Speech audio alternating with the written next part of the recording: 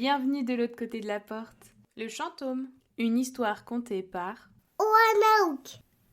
En octobre, au pays des champignons, les soirées qu'il passe sous le ciel étoilé autour d'un bon feu de bois est toujours accompagnée d'histoires effrayantes. Celle qui revient à chaque fois, c'est la légende de celui qui terrorise pendant 24 heures tous les champignons du coin, le Chantôme.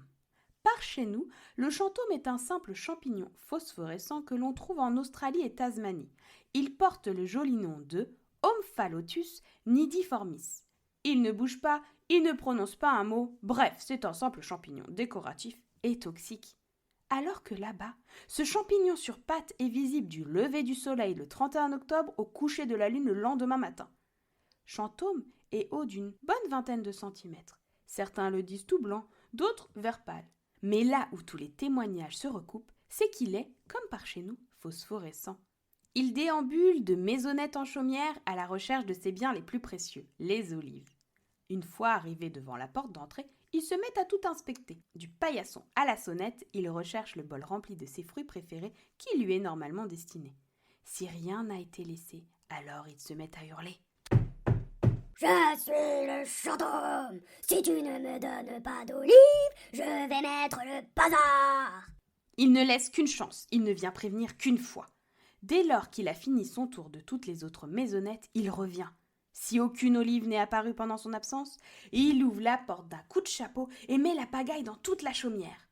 Lorsqu'il ne reste plus aucun objet à sa place et qu'il a trouvé ce pourquoi il était venu, il repart comme il est arrivé, tranquillement, mais le chapeau rempli de ses olives adorées. Petit champignon, tu es en vadrouille pendant le passage du chantôme. Pense toujours à avoir des olives sur toi. Si tu te retrouves sur son chemin et que tu n'as pas la moindre olive en main, tu n'auras aucune chance et il va se mettre dans une colère blanche. Tu auras beau te couvrir les yeux, sa lumière te rendra vaseux. Comme une olive tombant de sa branche, tu finiras par perdre connaissance. Puis, tu te réveilleras dans une forêt non loin de là, avec plus aucun habit sur toi. C'est Elliot, le foliote, qui me l'a dit, et il en sait quelque chose. Il ne retrouve plus ses vêtements depuis. Quant à toi, humain, le 31 octobre, pense à mettre des olives devant ta porte. On met suffisamment nous-mêmes le bazar, pas besoin du chantôme pour nous aider. Néanmoins, si tu en as pas dans ta poche, ce n'est pas très grave.